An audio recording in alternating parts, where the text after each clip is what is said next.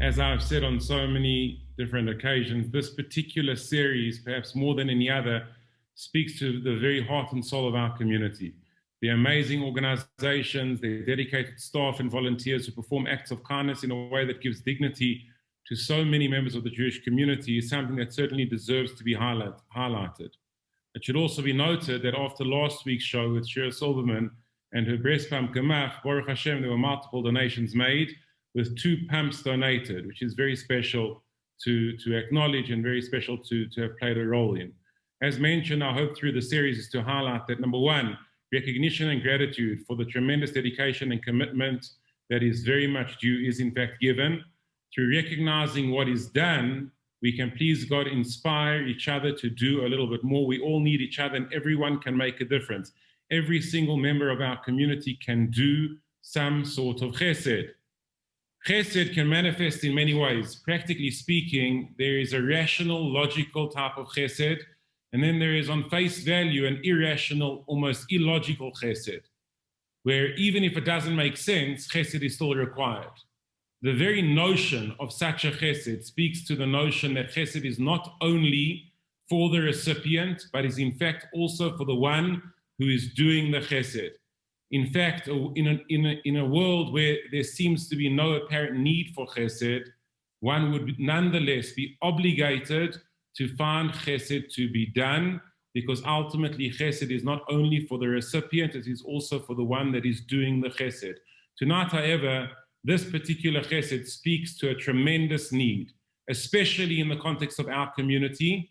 And I, for one, am really looking forward to hearing more about what they do and how they do it. Tonight, Zaka, represented by Netanel Aziz, Josh Green and Cayla Smilkstein, interviewed by none other than Rob Katz. And with that, I'd like to hand over to Rob.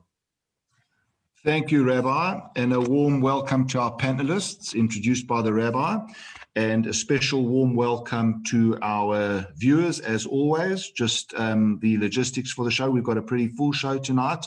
We're going to hear from all 3 of our panelists.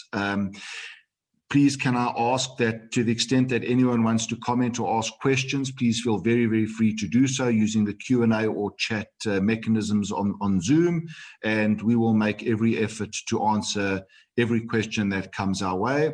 Also, what we have experienced post-shows is a lot of our people on the show want to make donations to the organizations. There's no need to ask for bank details. Moshe Zulberg will put the bank details up to all the participants, as well as contact details for whoever wants to post the show, contact anyone from Zaka. So a warm welcome to Netanel, Josh, and Cayla. Netanel, let's start with you. And the first question I always ask everybody is, what is Zaka? Thanks, John. Thanks, Rob. I think maybe if you don't mind me just kicking off, and I'd like to first just say thank you to yourself, to Ariel Weber, who's been instrumental in all of this, to Rabbi Aaron Zolberg, to Moshe Zolberg and the entire Beis Kehillah, Josh Gavronsky, who put together our little presentation tonight, and of course to the entire Zaka team that's really entrusted us to represent them tonight. Zaka, so it goes back to 1989 in Israel. Rabbi Yehuda Meshi Zahav was sitting in yeshiva, and the 405 bus gets blown up. And I mean, we became quite familiar with that sort of story around the Intifadas. And he literally, him and his fellow yeshiva students run to the scene. They see chaos. They effectively start picking up the bodies to assist in getting the bodies buried. And at that point in time, the organization Zaka, which stands for Zihui Korbanot Ason, which is disaster victim identification, is born. Fast forward quite a number of years today, and Zaka sits with approximately 3,000 volunteers around the world. They've got more divisions now than just the Chesed Shel Emes. They've been recognized by the United Nations with the highest non-government status. And yeah, that's where Zaka sits. And I'm going to shortly I'll hand over to Josh Green just to explain to you how Zaka South Africa, how each division in Zaka South Africa operates, and Cayla to talk specifically about our relief arm of the organization. Maybe just to talk to the South African context a bit, we've got 5 divisions. The primary one being, or the initial one at least, is Chesed Showcase, which translates directly as true virtue. And that is similar to what I described, that Yehuda Meshi Zahav did in 1989. That's what we do here in the South African context, of course, not necessarily through suicide bombings, thank God, with a great thanks to the CSO and Hashem, of course. But yeah, I guess along the lines of suicides, car accidents, and the likes. We then go on to our search and rescue division. This is the light search and rescue division that we had training from Israel effectively. They sent a delegation here to train us up, and what they noticed in disasters around the world was that the first couple of minutes before you can get cranes, before you can get bulldozers to get people onto a scene of a disaster and to start clearing rubble and to start finding victims as quickly as possible. And that's really what our light urban search and rescue unit is about and what it's there for. We then have our relief division, which Cayla will talk to more broadly, but that kind of fills 2 roles. One is kind of interacting with organizations outside of our community, and more specifically in a disaster, it would look to try to assisting the community in coming right and rehabilitating itself after that disaster. We then have our fire containment unit, which is our newest division, which Josh will speak to more broadly a bit later on. But that effectively is in the first couple of minutes that there's an active fire. That unit would respond there, typically getting there quicker than our local authorities to do its best to contain a fire. And then finally, we have population intelligence. And this again comes from experience from our Israeli colleagues and the missions that they've been on overseas. And that's really what that effectively does in a disaster, is that it's people that are focusing specifically on intelligence around that disaster. And if I can put it this way, it's putting the pieces together. It's redrawing the puzzle. So if you know that as an example, if you know that a building came down and it was lunchtime, you know that most people in that building would have been in a cafeteria. That will be the first place that you start, and they start putting pieces together and focusing rescue efforts. So it's not just these random sort of spurts. And that's the organization sort of as an overview. Wonderful. Thank you, Netanel. I think that it's fair to say that the 2, let's call it high-profile situations in recent times that Zaka have been known for, certainly within our community, is the very, very tragic situation with Adam Seif, where Zaka facilitated the transport back from Israel and for burial back in South Africa. And apparently you guys did an amazing job, as well as the plane that went down in Ethiopia, and apparently there were some Israelis on the plane, and a team from South Africa went to get involved over there, and Josh will speak about that later. So I think we've got a full show. I think we're waiting with eager anticipation, and without really much more further to say, Josh, let me hand over to you, and if you can talk through Chesed Showcase. There are some slides which we're going to put up, and you can talk through the slides. And like I said, I just want to remind our viewers, please, Q&A, chats, anything that's on your mind or comments that you want to make, please send them through. Rob, thanks so much for that. Pleasure. So Netanel's pretty much given you the overview of how Zaka works in South Africa. Just to delve a little bit into each of the different divisions. So we'll start with Chesed Showcase, or Chesed Showcase. On the next slide, you'll see it's a very difficult division of Zaka to put pictures on. You'll see our pictures are very limited. It's pretty much, if you translate the word Chesed Showcase, it's true Chesed, or true kindness. And the reason it's called true kindness is because the things that we do to assist a body after it's passed away in the event of a traumatic death, there's no payback, there's no reward for it, hence the name Chesed Showcase, or Chesed Showcase. This division is headed up by Tzvi Kaplan here in Johannesburg and by Rabbi Penny Hecht in Cape Town.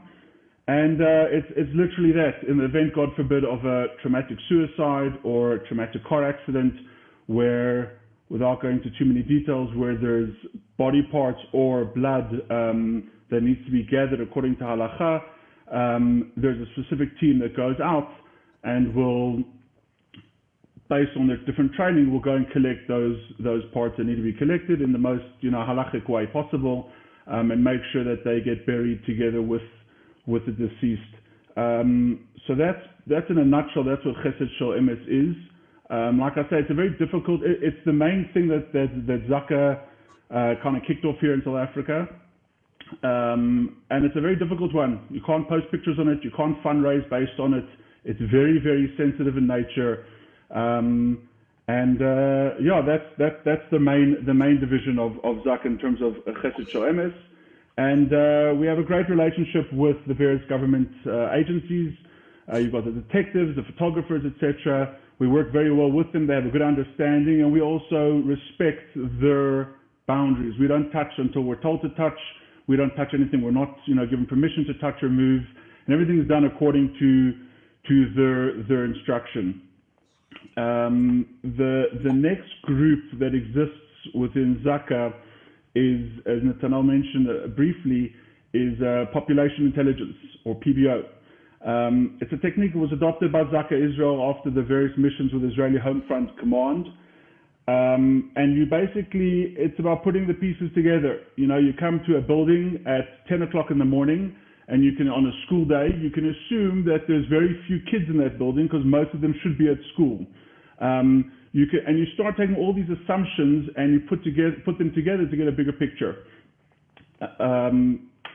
With all sorts of information, whatever you can gather. If it's an old age home, well then, the time of day isn't really a major issue. It isn't going to be a major factor because they're most probably going to be there throughout the day. If it's a nursery school at 5, 6 o'clock in the evening, oh, not so concerned. There was probably no one on the property. When I say not so concerned, there's obviously concern, but it sets out the way as to how you're going to deal with this search, with this rescue. Which brings us on to the next stage of Zaka, the search and rescue.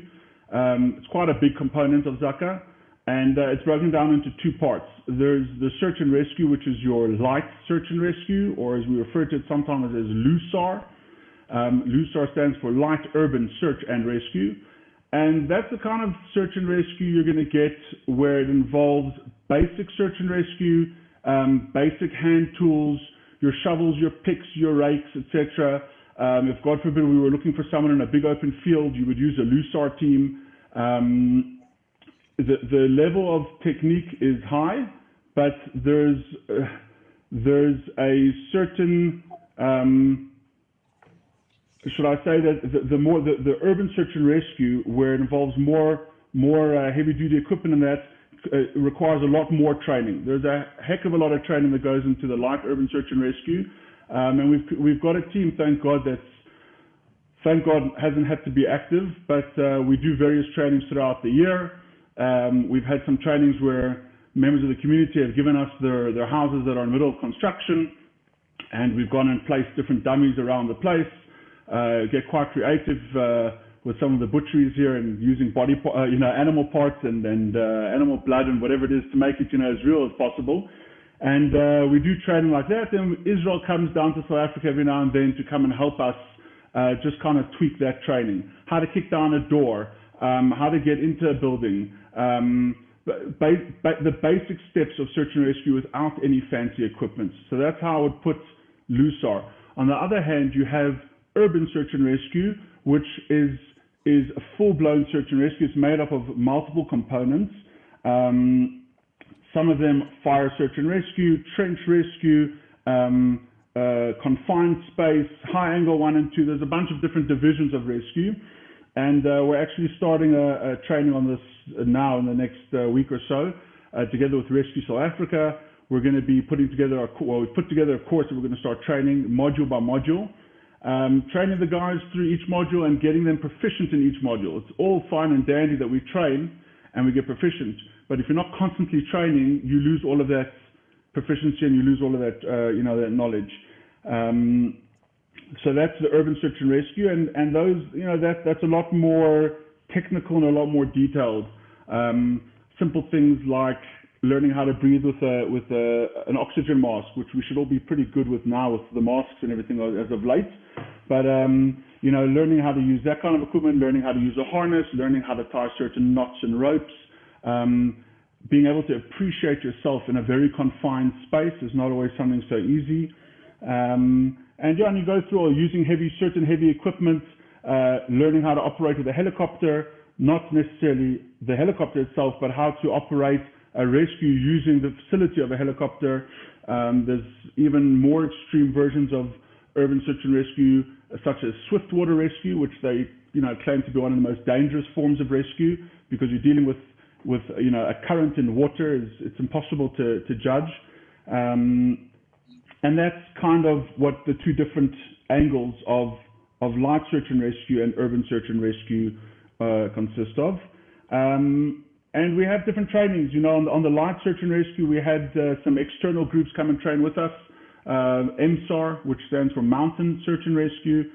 They came and did some really lekker training with us, teaching us some high angle stuff, how to hang off a building. God forbid you had to be lowered down. If you couldn't access a building from the ground floor up, you could potentially access it from the roof down. Let's say you have to get to the, 10th floor on a 12th floor building, how to be able to rig into a rope system and be lowered down, that kind of stuff. So Mountain Search and Rescue trained us with that, and that was quite a fun but knowledgeable training. And we train with the U.S. National Guard. So once a year, Israel and America have this agreement that 1 year the Israelis with us, we get invited to join these things, train with the U.S. National Guard in America, and the following year we get invited again, the U.S. National Guard train with the Israeli Home Front Command. There it's unbelievable kind of training. We went recently this past year to Indianapolis, and they literally build a city that they build a hotel, they put dummies all into the hotel, and they blow the place up. It's the most real form of rescue that you can pretty much experience that in a training environment. They have a city that they built and then flooded with water so that you could practice swift water rescue, in a real facility. I remember the one training, I saw a helicopter flying, carrying another helicopter underneath it. And I said to the one, captain there, I said, what's going to happen? He said, wait and see. And the next minute we heard a radio call obviously in a training scenario, that a helicopter just crashed. So, they literally go to that extent to create that real life scenario training for us. So that was, that's the U.S. National Guard together with the Israeli Home Front Command.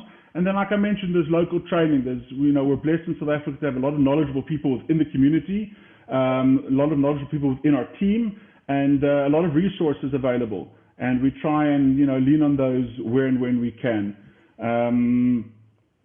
The USAR course is quite an interesting one. It's normally a 3 or 4 year course that gets done full time. There's no such thing as a part-time course. We've managed to facilitate it together with UJ and Rescue South Africa to run this course. Most of it would be online, and then we'll do practicals throughout the year, throughout 2021. Obviously, this year threw us a bit of a curveball, regarding our training plans.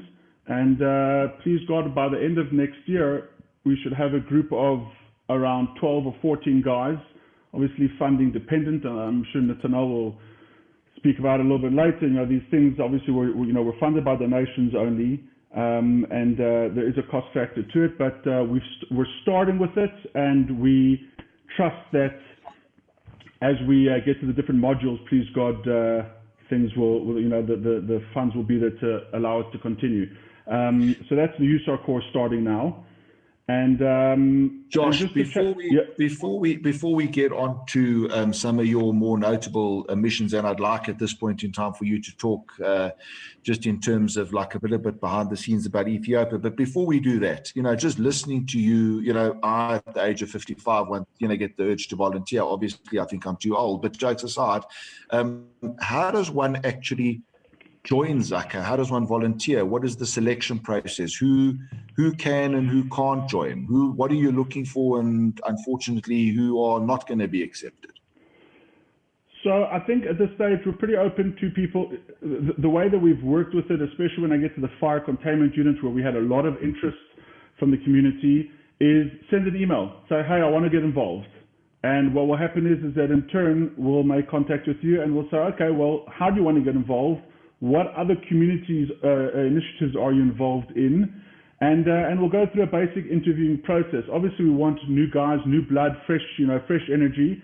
There are certain requirements. 55 years of age doesn't work against you. Just FYI, there's a couple of guys that are as young as you. But I think it's a matter of just reaching out. It's a matter of reaching out to us, and we'll follow a process with you. In terms of Shomrei, not Shomrei, I mean, Netanel will chat about these things a little bit later. We're not strict about that kind of stuff. We focus mainly on commitment.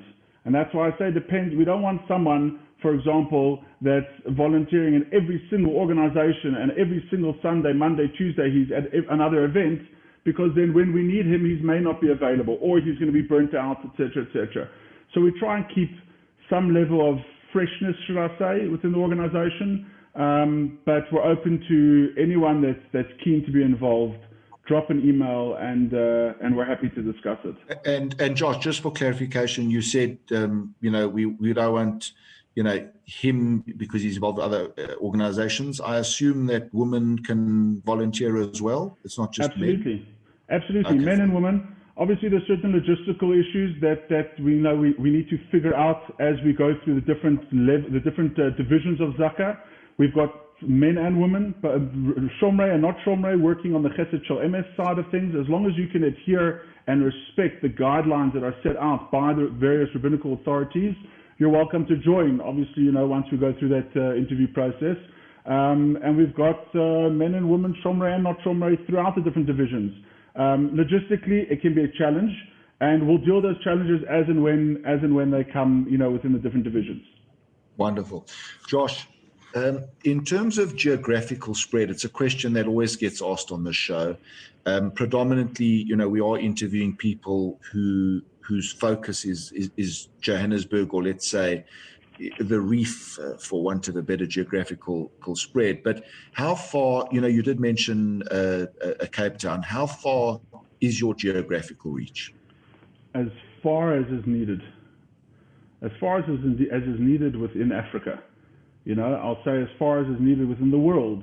If there was a catastrophe happening now, God forbid, in Israel or in Ethiopia, which I'll touch on in a minute, if we're activated by the main international body, by Zaka in Israel, if the director there calls our director and says, guys, I need an extra 10, 15, 20 hands for, there's been a massive shootout, we need guys for Chesed Showcase, or there's a search and rescue, or we need PBO intelligence officers, or we need relief, or whatever it is that they need, we will put together that team here, and we will send them to wherever they need to go to in the world, within reason.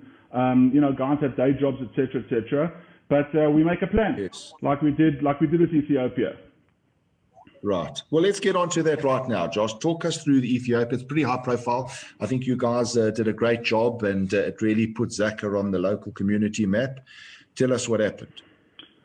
So the call came out that a plane had crashed. There were two Jewish Israelis on board. We received a request for assistance from Zaka in Israel to put together a team to go through to Ethiopia, and a lot of the details were sketchy and unknown at that time. Initially, it was supposed to be a search and rescue. Then it became a search and recovery, and a lot of politics involved. And when I'm referring to politics, I'm referring to governmental politics, unfortunately, on their side in Ethiopia. A page went out on the SMS on the WhatsApp line, and everyone responded to Biyachad. Guys, that's what I mentioned before. We'll go anywhere. It depends on the logistics. So basically, the question was, who has a valid passport? Okay, so everyone who doesn't is out. Next question is, who's able to take time off work? Those that aren't are out. And you slowly work down your group to your core guys that are able to travel and able to take off the time from work. And we were dealing with minutes. I remember I went to this meeting, and my wife said I was one of the guys that went. My wife said to me, where are you going? So no, it's a meeting, there's a rescue in Ethiopia, but don't worry, I'm definitely not going. And I came back from that meeting after we had gone through various logistical planning, and we were told you have 1 hour to pack and be at the airport. 1 hour. I came home and literally threw stuff together. Guys will laugh at me, those that know me. I'm one of those guys that has a go bag prepped normally. So 1 hour for me is more than enough time. Some of the other guys had to scramble. But we were ready to go, and there was a group of 4 of us we got fetched within 45 minutes, and we were en route to Aratambo. Within an hour, we were sitting at the gate waiting to board. Who paid for tickets, how money was arranged. We got given an envelope with some money to say, hey, if you need it, here it is. We got given SIM cards and cell phones, and it was amazing to see how the community came together in a time of need. There wasn't big fundraising. There was no time for fundraising campaigns. There was no time for reaching out to multiple people on social platforms.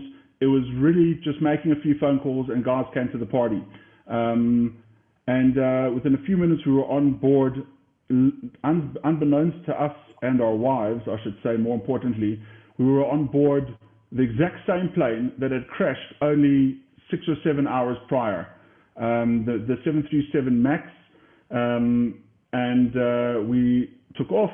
We landed in Ethiopia. We were met by the Chabad Shaliach, together with the ambassador, the Israeli ambassador to Ethiopia, and immediately we were starting to move around and make decisions and start planning, etc. We went to the Chabad Shaliach in Ethiopia. If anyone ever needs anything from that guy, him and his wife are a true mensch.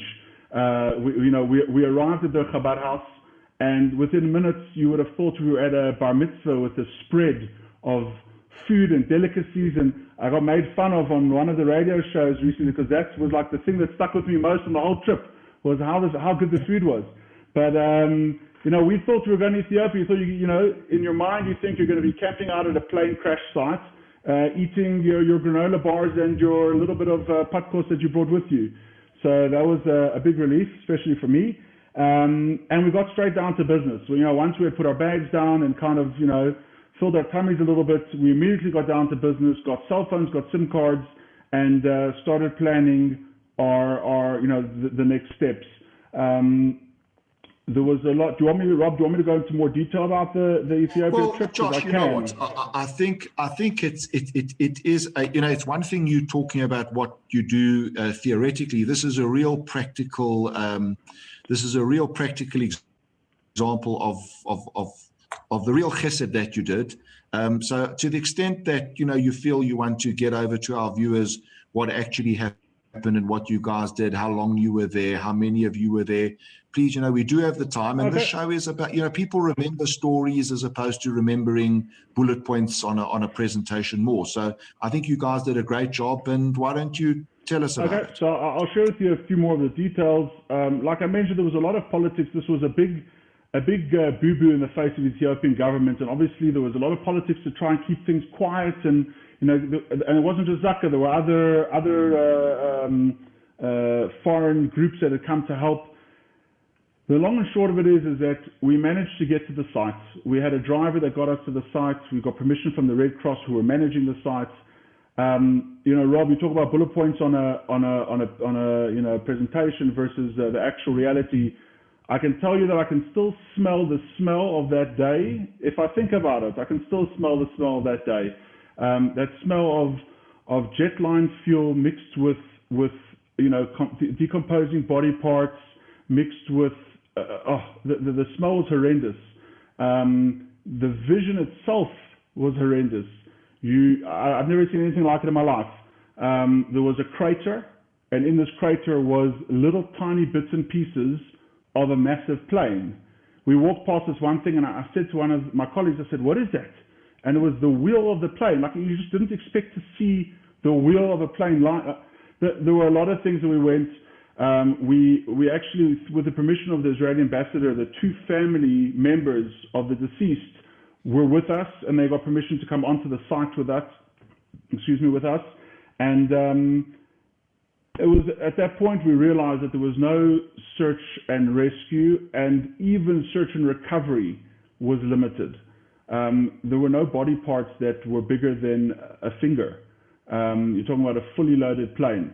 So to try and identify or to try and find, we thought, okay, we're going to go there to burn, like you see in the movies, a burnt out plane. We're going to go to seat 1, 2, 3, A, B, C, and we'll find the guy. We know what to look like. We know what to look out for, and it's simple and straightforward. There was none of that. The whole mission changed completely then. So we walked through, and we walked through in groups. When you do a search and rescue or any kind of a search, you don't want to have guys all over the place, because then no one knows who searched what. So between us and the Red Cross and the other foreign aides that had come there, we all had kind of a line, and we were walking through this line. I remember walking down a hill. Aziz, I don't know if Netanel, I don't know if you remember this clearly, but we walked down this hill, it was the crater within the crater that the nose of the plane had hit first.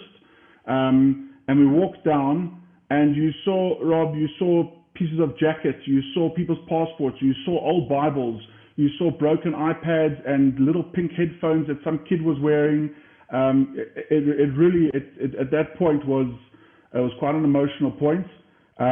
We walked back up to the top of that hill, and I said a Kamal Rachamim at that point, and the two brothers said Kaddish together.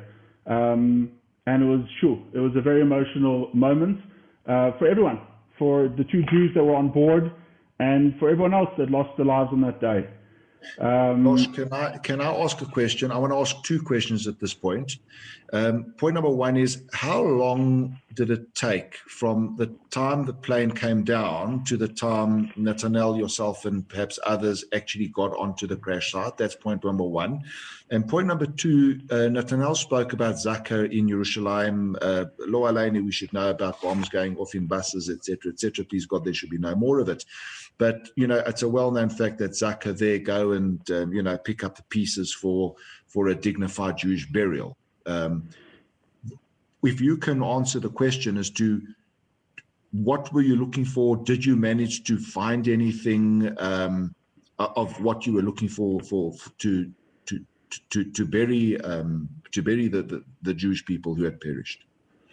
So we were there on site within probably a day. I would say just over 24 hours, possibly. I don't recall exactly, but I think it was just over 24 hours from when the plane had hit the ground. And in terms of what we were looking for, when we realized that we weren't going to find full bodies or full body parts like we initially thought we were going to, we immediately started looking for a pair of tefillin. It was quite a strange phenomenon. We were told by the Israeli ambassador, who was told by the family, that the passenger had a pair of tefillin on him, and that became kind of what we started looking for. Anything that would resemble tefillin, because if we could find tefillin, then maybe within the vicinity we could find something else. The problem is that, first of all, obviously the nature of the impact of the plane, just because you find something in point A doesn't mean that anything else will be in point A. And besides that, the tefillin melt. You're talking about crazy temperatures, so things like that just disintegrate. So that became challenging. When we stayed there for a week. After a week, the South African team returned back to South Africa. We were on standby to go back the following week. They didn't feel there was a need because of the close distance between Ethiopia and South Africa, there was no need for us to stay there for Shabbos. They said we can come back, and if need be, we'll come back on Monday morning. Various logistical issues, etc. Zaka Israel rather sent more guys from their side to Ethiopia, and if you saw the different posts on Facebook, on the Zaka pages, Yehuda Meshizav and his team, they actually landed up finding proper body parts, and they landed up identifying the one deceased. I stand to be corrected if it was his index finger or his pinky, but they found a tiny little bone fragment that they were able to identify through DNA, and that therefore allows his wife to after the shiva and mourning process, etc., to one day remarry, which is the biggest thing with trying to identify. You need to confirm beyond any reasonable doubt that these two passengers were on the plane. A simple manifest wouldn't be good enough, and I'm not quoting halacha here, but there's other rabbonim that can discuss it, and it's quite a sensitive topic. But the laws of Aguna are quite serious, and just the fact that there was a boarding pass that says they were on the plane doesn't mean they were on the plane. It's almost not good enough proof. So finding this little fragment, this tiny fragment, confirmed on DNA, allows this woman to, after due time, to continue on with her life in whichever way she chooses. And then I think after that there were other body parts that were found. Basically anything that was found that resembled any kind of body part was taken to a massive hangar at the Ethiopian airport and sifted through massive DNA machines. In fact, Israel sent through DNA machines that could process things a lot faster for the government. And I hope, I don't know on that political level, but from what I heard, it helped with some of the relationship, should I say, between Israel and Ethiopia. The fact that they participated in that way. Wonderful. Thank you, Josh. Netanel, you want to come in there? No, I just want to say, I think that, some of these things can be quite traumatic and difficult for people to listen to and hear. And it's obviously, it's a difficult organization to interview. So, I mean, if it's, if it all gets kind of too graphic or you feel it's too traumatic, please just stop us. No, for sure, Netanel, for sure. But I think, the reality of the situation is on this Chesed show, each and every organization that we interview has difficult moments and deal with difficult situations and circumstances. And, when we knew that we would be interviewing Zaka, right up front, I said that, Zaka were instrumental in bringing the late Adam Seif back from Israel after a traumatic event over there, and Ethiopia. So, we know full well what we're dealing with over here. And all I can say is kol hakavod, Netanel, to you, to Josh, to Kayla, and to your full team. And I know that we will thank you at a later stage for the tremendous work you do. It's as Josh, I don't know who it was saying, what this Chesed Shel Emes is, I refer to it as a mace mitzvah. It's you can never be thanked enough for what you're doing. And, it's the burden of responsibility doesn't just fall amongst, Zaka people in South Africa. It's the whole community. You represent the whole community. You serve the whole community. And we have a tremendous Hakoras Hatov. And the least we can do, guys, is to listen to what you say and to show our appreciation for the very, very, very, very, very difficult work that you do. I do not believe that there's an organization that we have interviewed or will be interviewing and I'm not demeaning any organization that appears on this base show is meritorious enough. Otherwise, we wouldn't have you on. But there's not an organization that we are dealing with that has to deal with what you guys do. And kol hakavod to you. Wonderful. Thank you. Thank you. Josh, Netanel, we'll come back to you at the end. Please, if there is anything that you want to further come back to or feel is important that our viewers and listeners should know, please just feel very, very free to come back to it. But we will get a chance for closing remarks at the end. Kayla, welcome. And Thank you. The relief team. So we do have some slides. please can you take us through your slides on relief and talk us through. And just again to remind our viewers, Q&A is open, chats are open, comments are most welcome, questions are most welcome. Kayla? Thank you so much for having me tonight. So the relief team. It's a pleasure, Kayla. Thank you for coming on. So the relief team is actually a twofold team. So we assist with crisis and disasters within the community and within the broader community. So within the community, we assist anyone who's been affected by crisis or disasters. We also go onto the scenes with departments such as the search and rescue and the fire containment unit, and we provide relief to the Zaka volunteers and the emergency services on site. We also help with Shiva and hospital meals for victims and families that we've attended to.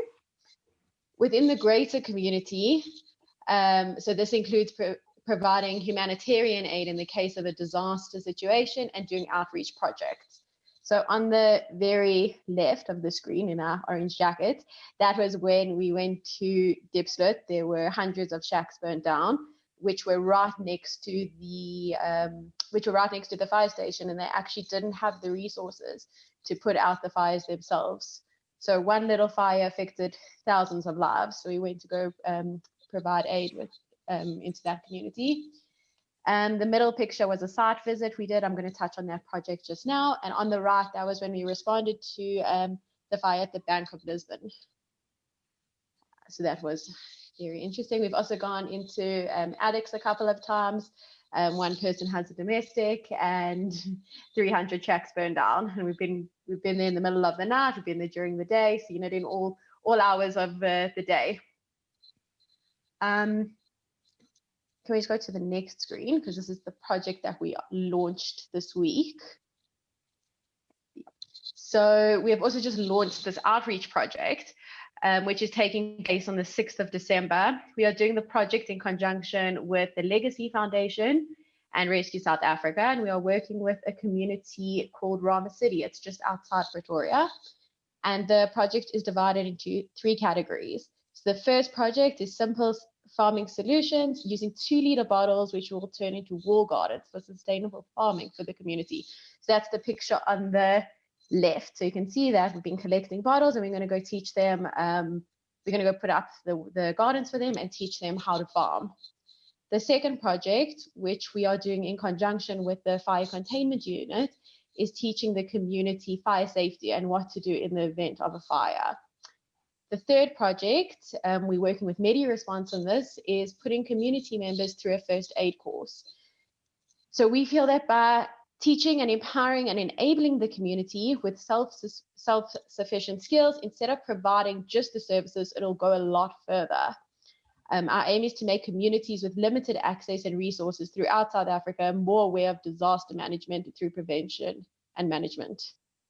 So that's a very exciting project that's happening in 2 weeks. Kayla, if I can interrupt you, I'm not sure whether you can answer the question or whether Josh is going to deal with this in his fire containment section when you're done. But one of the questions is fire hydrants or fire extinguishers. Okay, I'm sure that every house should have one, I would think. Correct me if I'm wrong. So the question is, how do you get one? How do you get trained upon it? I assume all the schools have it, but I don't know. I really don't know. It's just a question perhaps either yourself or Josh can address either now or Josh when you talk about the fire containment unit. I think Josh will address that in the fire containment unit. Okay, fine. And then just onto the next slide. So this is on the fire extinguishers. So this is an initiative. It's called Put It Out. It's mini fire extinguishers.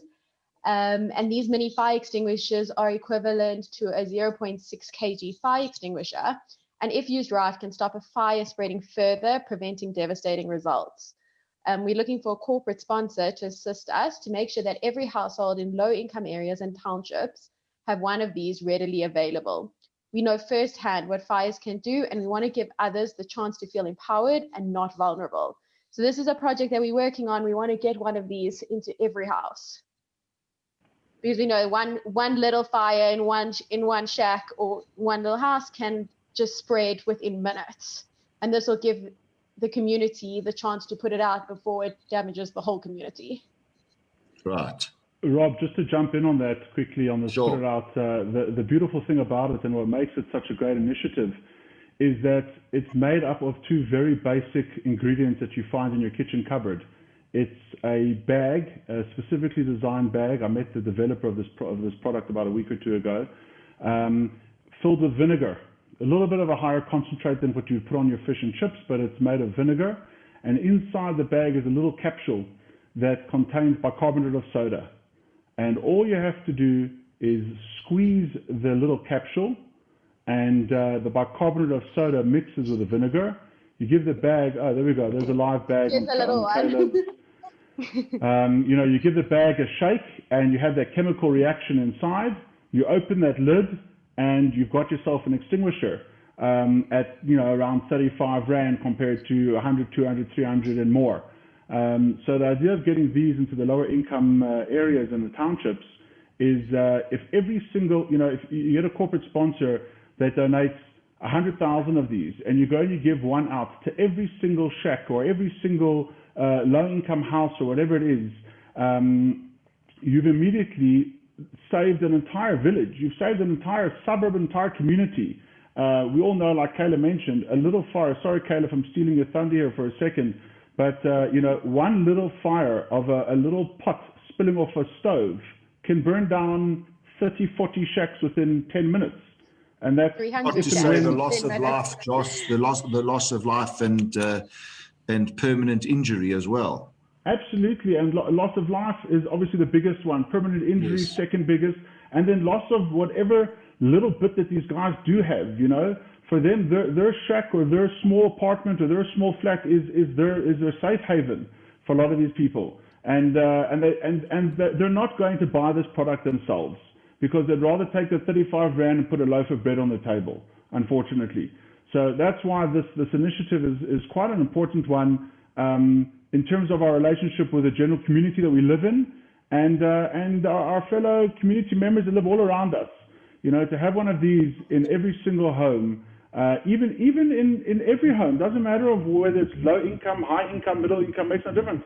To have something as basic as this in every single home in South Africa, sure, that would be mind blowing.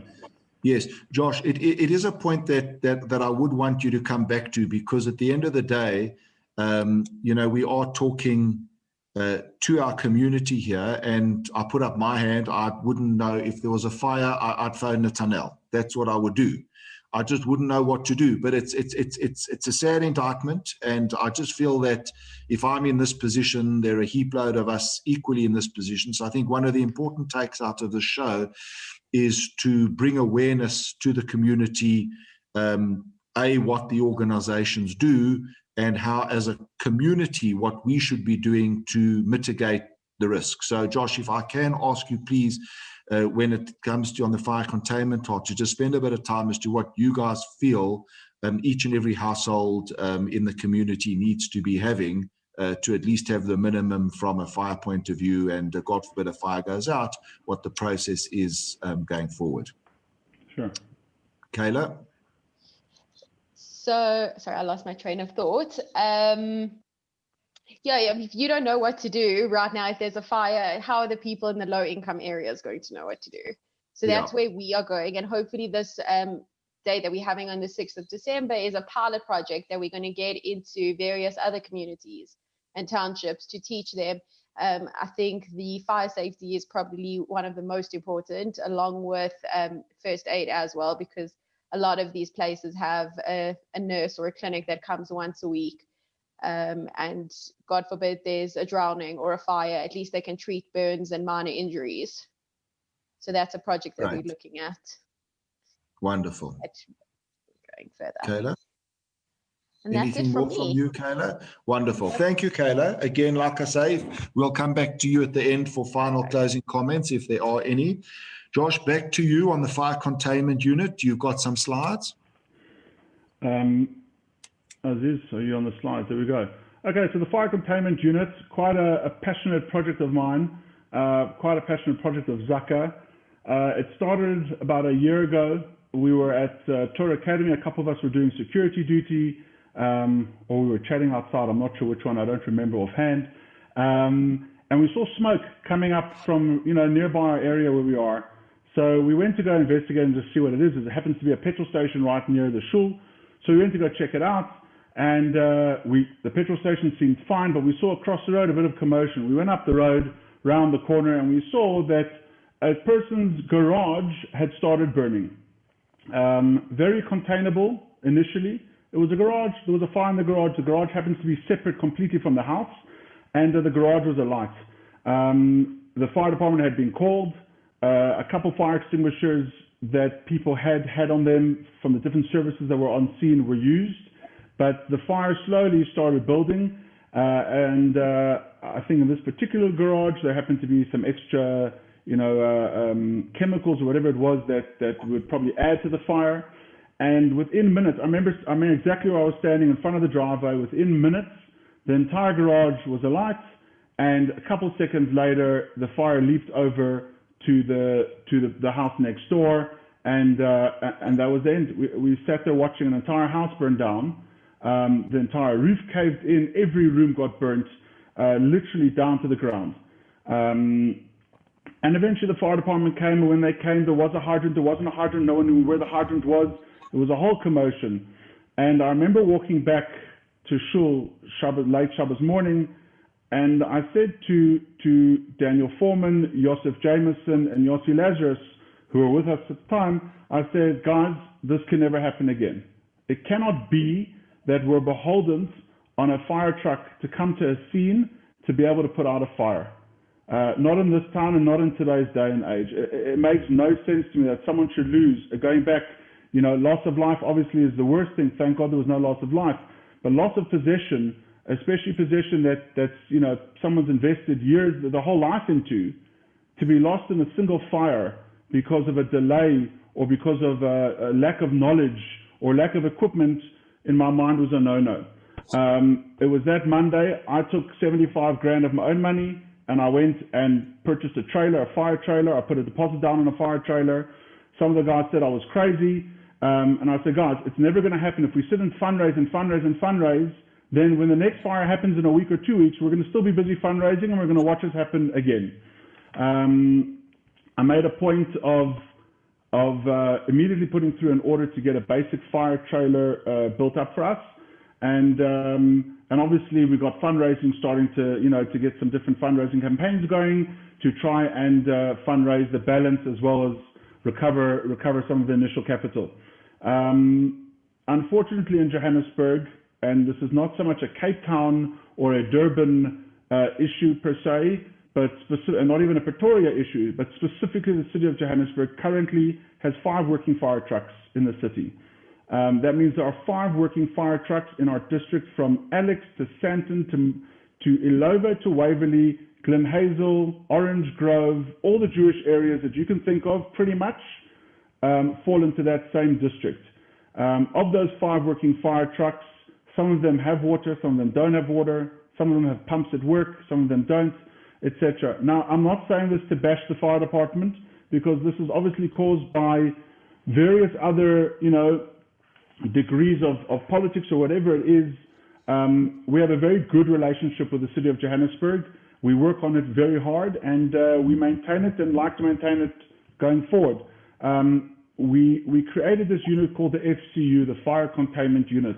Our job was not to take over the fire department, but rather to assist them so that we could bridge that gap between between the call coming out or something happening and them arriving on scene, regardless of what the reasons are for their delays. I'm not a politician. I'm not going to get into that aspect of things. It's not going to change anything. At the moment, the house is burning, and the only thing it needs is water, right? It doesn't matter which government or which party or which people are involved. This house needs water. And that was the goal that we took on about a year ago. We decided to use the CSO's control room. So our call center is through their call center.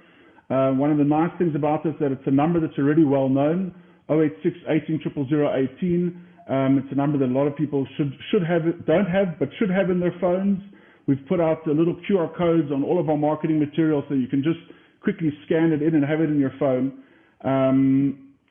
And they dispatch us based on a different protocol and criteria to active fires. I must tell you, Rob, in the 6-7 months that we've been fully active, 8 months, whatever it is that we've been fully active, I think we've been to over 25 or 30 fires, some of them full structural fires, some of them just a felt fire.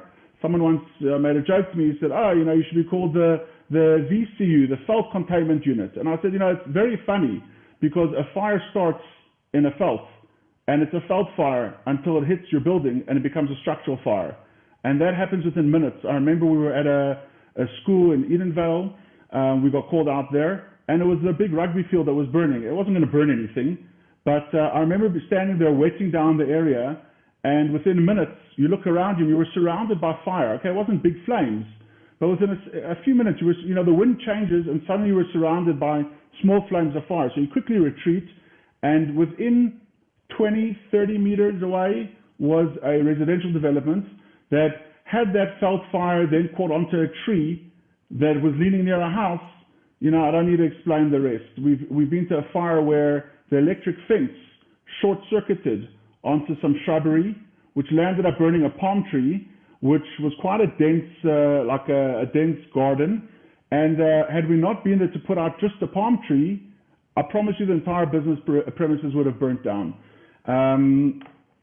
So that's what we took this project on quite seriously. I think that there was a void in the community of such a service. We've run a few fire awareness days to try and spread awareness, which I'll touch on your question earlier, Rob. You mentioned about fire extinguishers and that. So we haven't gone to the shores and schools yet, primarily because, ideally we'd like to get there, but primarily initially, I think that's a responsibility of every shore and every school.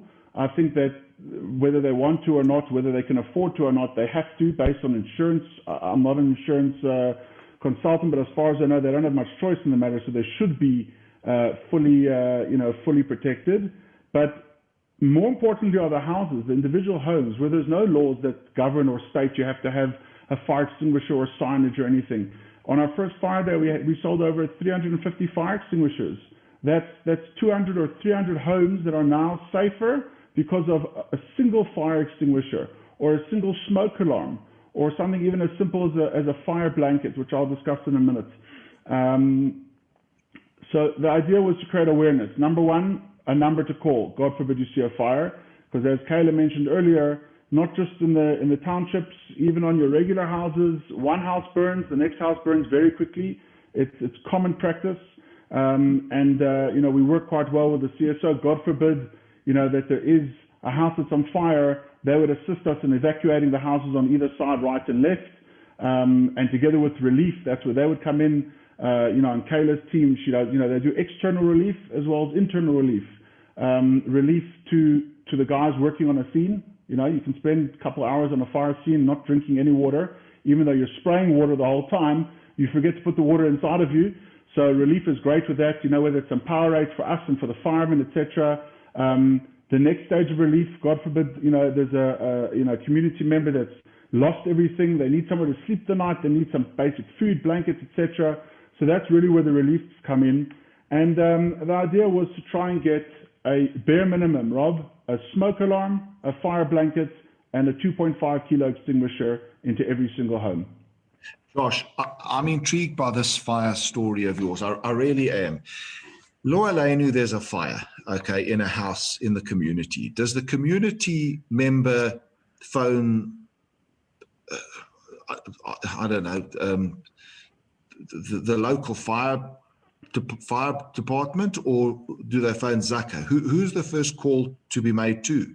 Make the first call to Zaka, and I'll tell you why, Rob. Because the second you make that call, while that dispatcher is on the phone with you, they're already calling the fire department on the other line. It's part of our criteria. As that call, we don't want any delay. So as that call comes in, they're already making that call to the fire department. And at the same time that they're making the fire department call and they hang up with you, they pick up the phone immediately and they dispatch the fire containment unit. So by law, we're not a fire department. We have no desire to go into burning buildings and pretend that we're firemen. It's not our plan at all. And we don't want to delay, God forbid, calling the professional services, to a scene. So definitely call the 086 number. The dispatcher will take your information. They'll send it out to the various teams that are needed, both medical, security, fire, etc. And you'll have the whole community, all the great volunteers that you've interviewed on these various shows. You'll have all those services arriving at your house. And when the fire department comes there, we back off. We say to the captain or the chief or whoever's in charge, "Hi, sir, we're here if you need it." And out of the 5 or 6 big structural fires that we've been to, every single time, whoever the station commander was came up to us and said, "Guys, what you do is amazing." Because when they arrive on a scene, they need to now go find the fire hydrant. Then they need to flush the fire hydrant. They need to make sure that it's a working fire hydrant. Unfortunately, a lot of our fire hydrants, for a few rands of scrap metal, they steal the most important components of a fire hydrant. And that all takes time. So by us getting to scene, we're mapping, some of the fire hydrants throughout Johannesburg, flushing them, testing them, etc. And we're able to go and pinpoint where they are together with the help of other community organizations. And this, so when the fire department does come there, we're already 5 steps ahead. I mean, there was a structural fire, Rob, in Norwood a couple of weeks ago. There was no fire hydrant within 3 blocks of the property, and we searched, high and low. Not one working fire hydrant within 3 blocks. A generous donor donated us over 2 kilometers of fire hoses from Cape Town, and we ran 3 city blocks of fire hoses to bring water to that fire. I mean, a fire truck doesn't carry that length of hose, I must tell you. So that's kind of where we fill that gap, we fill that void, to be able to have everything set up. And when the fire truck comes in, it's plug and play. They unplug us, they plug into themselves, and we become logistics to them. Josh, sorry, can I just ask? add in there for a second? Yeah, sure, absolutely. Also, Josh, you left out that, like, with that fire in Norwood especially, and the one in Highlands North, that we blocked off all the roads and made it very easy access for the fire trucks to get there. So they knew exactly where to go, they knew exactly where to park, which if there was anyone else in the scene or no one there, they wouldn't know that. Wonderful, thank you. Netanel, I know you are driving the visual show here, and I do know that you have a picture of the fleet. Can you put up the picture of the fleet for our viewers to see? Yeah, sure, pleasure. I'm working on that right now. So I'll tell you on this fleet, Rob, can I continue? Absolutely. So on this fleet, which you'll see in a moment, we had let's go to the, okay, so on your right-hand side, you'll see, I think there's another picture in the tunnel.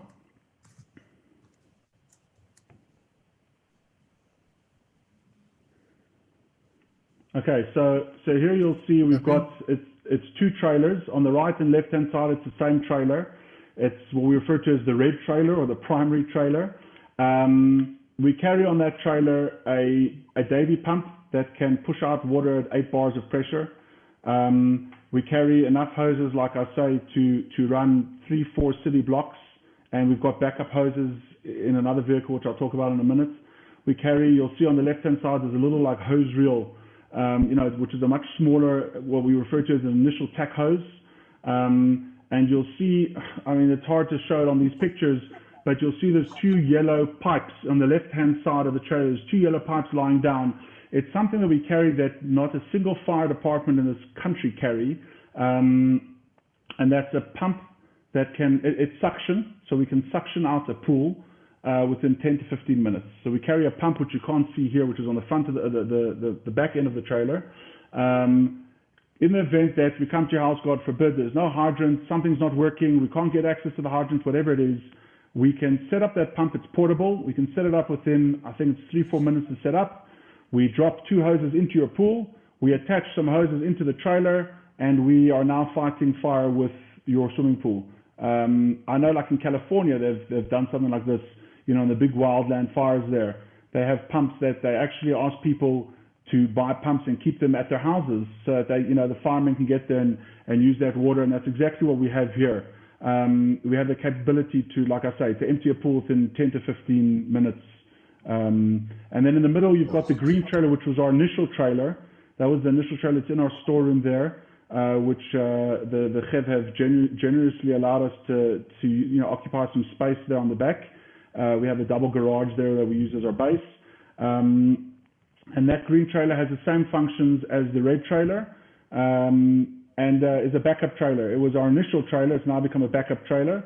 And ideally one day to, try and, it needs a few tweaks in that, but take that and get that going in another suburb of Johannesburg so that, we can minimize that response time, etc.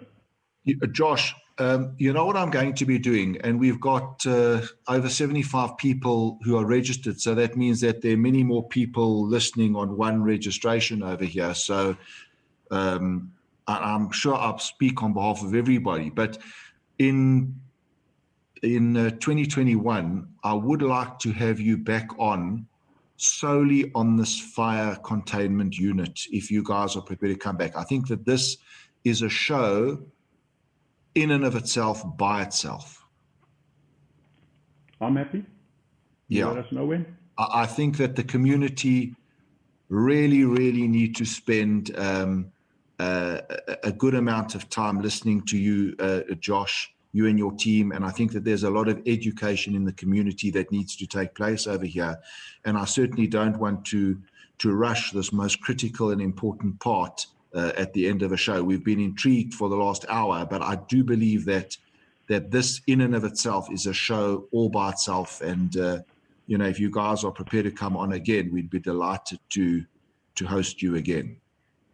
Absolutely. That would be fantastic. Right. And like you say, the fire awareness is a show within itself. There's so much to talk about it, and it's such an important thing, and it happens every day. So definitely, You let us know when. Wonderful. Thank you, Josh. I just want to read out one of the comments from the viewers, and while I read it out, it will give Josh, yourself, Netanel, and Cayla time to come with any concluding remarks, if at all.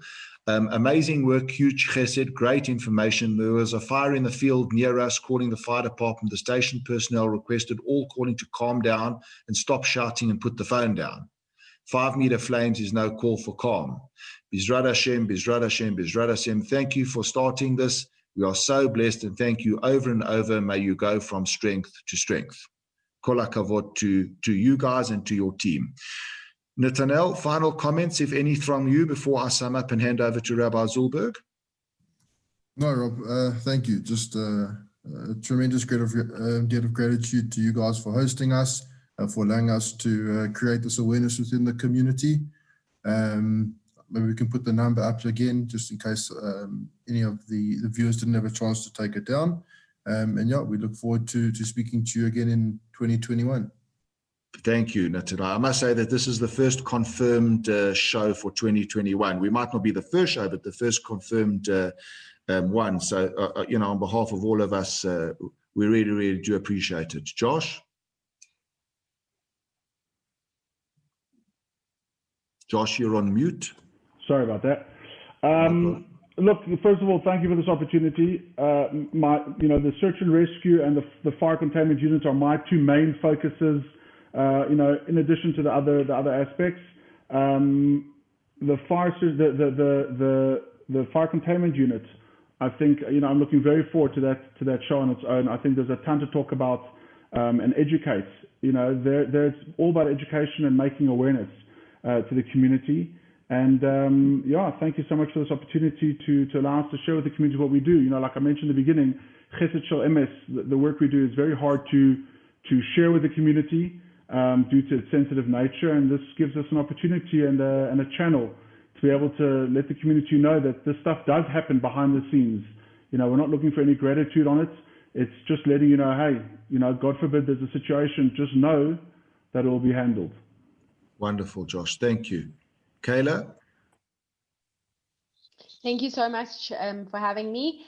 But I think also being a relatively new organization in South Africa, that no one really, until FCU came about, no one really knew that the work that we were doing. And this was great to showcase what we've been working on the last few years.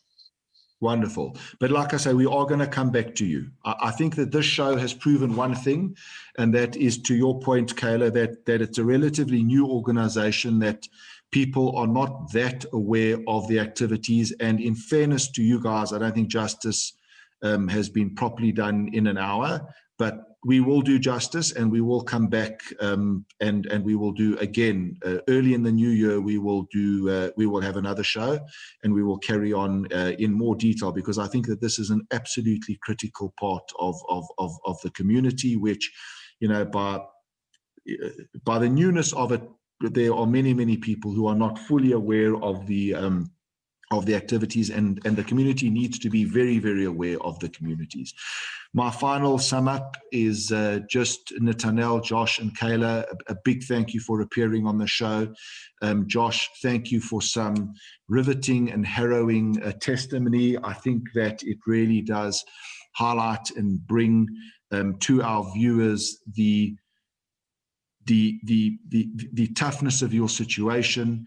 Hashem should bless the three of you, your entire team, and your family, who, you know, Josh, you alluded to the fact that you had to pack up, you had an hour to go, to your family who support the whole, to everyone's family who support all of Zaka. Hashem should give you much brocha and hatzlocha, and most important, keep you safe and healthy in these very dangerous situations. And my concluding remark is that I think this is of the finest examples of the South African community coming together and putting their efforts in to what really matters, and that's helping both the local community and the wider community.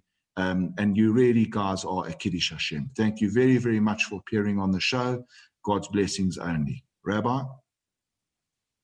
Yeah, Rob. On a personal note, and on behalf of the organizer group of this series, Soul, and the whole base community, in fact, the whole Jewish community, I want to say thank you to Netanel, Josh, Cayla, and the rest of your team for allowing us this opportunity to see your commitment and to hear about the various divisions: Chesed Showcase, population, intelligence, search and rescue, the relief division, fire safety, fire containment units, and so much more. Hearing about what you do and how you do it, it's truly a Kiddush Hashem and so special. It is also, again, a true indication of our uniqueness and special nature of our wonderful Jewish community.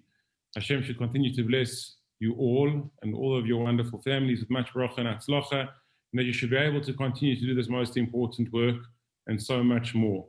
There's certain acknowledgements, as always, and thank yous that are most necessary. I want to mention and thank our partners in the series, Soul, Rambach, Kate Gershuni, Robin Smukler, and Josh Sevitz. Thank you to each of you for this partnership and for all that you do. Rob Katz, thank you as always. The time, effort, and care that you put into our special community is greatly appreciated, and also for your personal friendship, it is greatly appreciated. Thank you to Ariel Weber for all that you do. This series really wouldn't be what it is without your involvement and organizing behind the scenes. I also want to say thank you to my brother Moshe for all that he does in making these webinars a reality. We really could not do this without you. Before I conclude, I want to take the opportunity to thank my wife, the Rebbitzin, for holding the fort during these webinars. In fact, I would like to thank all family members of all that are involved. It's one thing to do one program or two programs or even 10 programs, but quite literally to be doing hundreds. In fact, even more than going into the thousands of webinars, it's a completely different story. And this is over and above the very many other activities. So we could not do this without you, and it's greatly appreciated. It should also be noted that, as Rob mentioned, every organization that we have hosted has been beyond special and inspiring to host. That being said, we believe fundamentally that there is no monopoly on Chesed. We're doing our best to find as many Chesed organizations as possible. And if anyone knows of any organization that has yet to be showcased, please contact us and we'll do our best to showcase it if it is appropriate. Please God, everyone should realize the importance of Chesed and that everyone has what to contribute. Thank you all for joining us this evening. We look forward to seeing you again soon. Keep safe and have a good night.